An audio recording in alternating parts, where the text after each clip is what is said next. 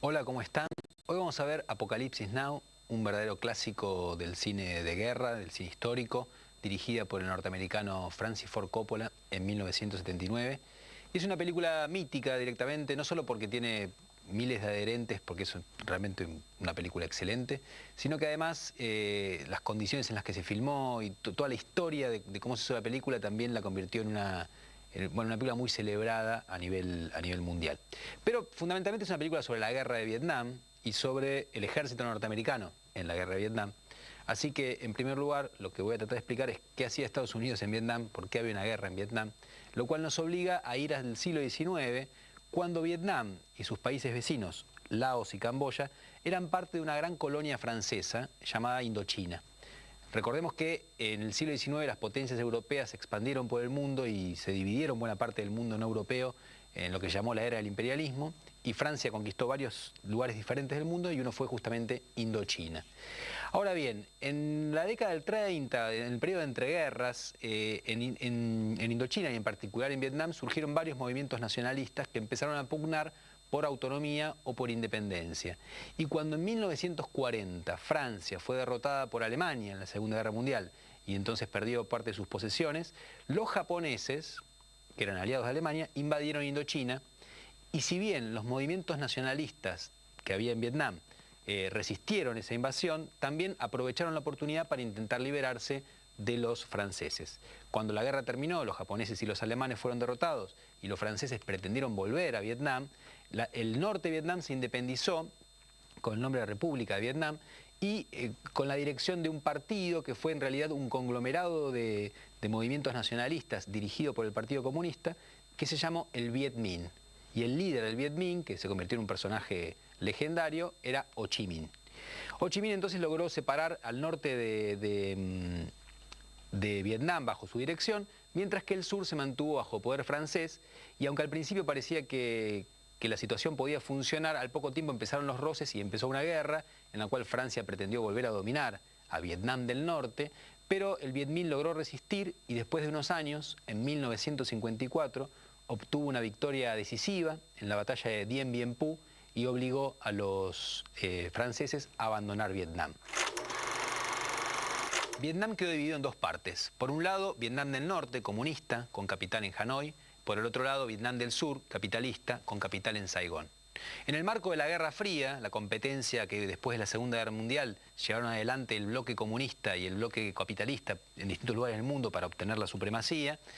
Estados Unidos decidió empezar a auxiliar a Vietnam del Sur temiendo que cayera en poder de los comunistas. Entonces empezó a mandar constantemente personal técnico al principio y después tropas para luchar contra los comunistas. Vietnam del Norte al principio no entró en guerra con Vietnam del Sur, pero muchos comunistas que después de la división del país se habían ido al norte, empezaron a volver y empezaron a organizar junto con otros grupos nacionalistas el Viet Cong, o Frente de Liberación Nacional. El Viet Cong intentaba reunificar Vietnam bajo el mando comunista y fue combatido por las tropas de Vietnam del Sur y por las tropas norteamericanas que con el correr de los años, a lo largo de la década del 60, empezaron a incrementarse constantemente, sobre todo a partir de 1964, cuando los norteamericanos fraguaron un falso atentado por parte de los vietnamitas del norte contra barcos norteamericanos. Muchos años después Estados Unidos reconoció que había sido falso y con esa excusa intervinieron directamente con sus tropas en Vietnam del Sur, llegaron en un momento a tener 500.000 soldados peleando ahí, y además empezaron a bombardear sistemáticamente tanto lugares de Vietnam del Sur considerados en poder del Viet Cong, como en Vietnam del Norte todo lo que tenían a su alcance. De hecho, Estados Unidos lanzó en la guerra de Vietnam más bombas que todas las que se lanzaron en la Segunda Guerra Mundial, salvo por la bomba atómica, ¿no? Además, Estados Unidos empezó a utilizar elementos de la guerra química que generaron tremendas consecuencias naturales y sobre todo en la población de Vietnam. Usó el rocío de napalm, digamos, quemando selvas enteras, y las consecuencias de lo que hizo Estados Unidos fueron tremendas y en algunos casos duran hasta hoy.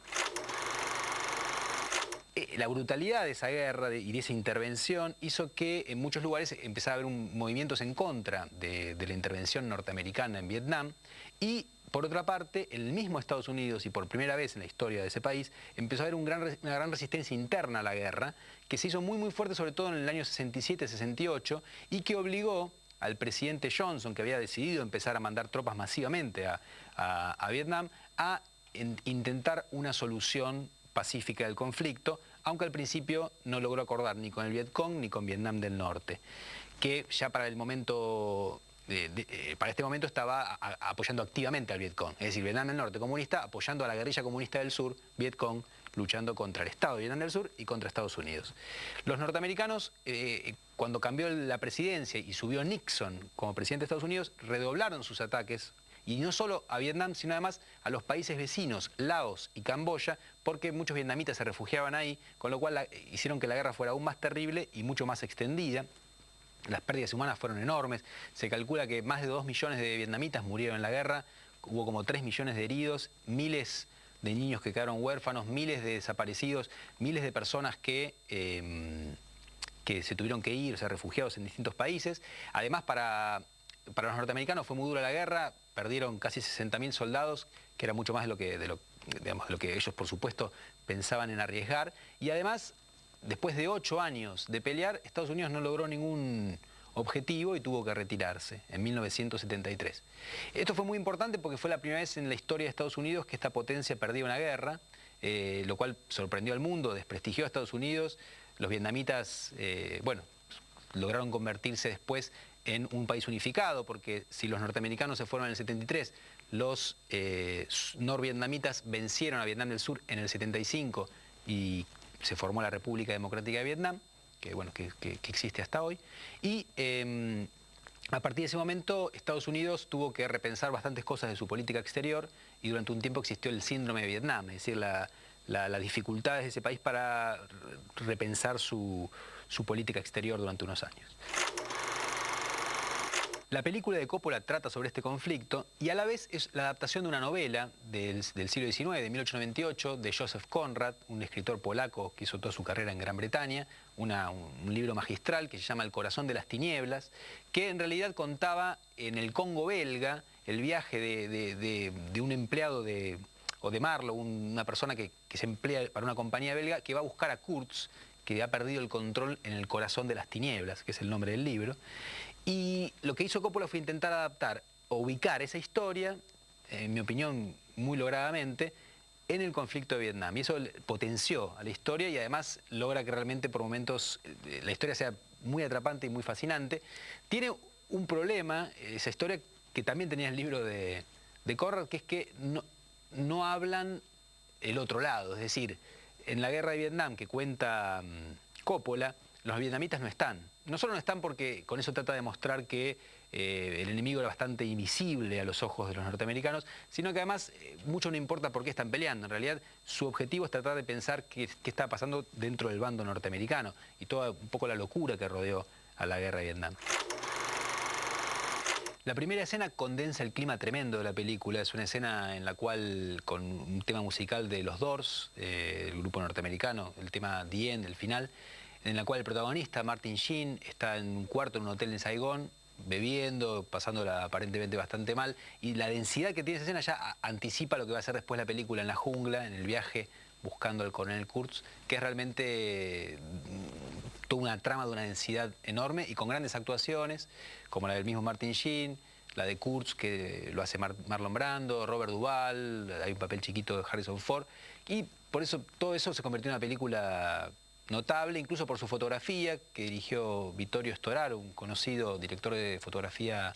italiano, que ganó el Oscar por este trabajo. También la película ganó después el Festival de Cannes y tuvo una gran repercusión, pero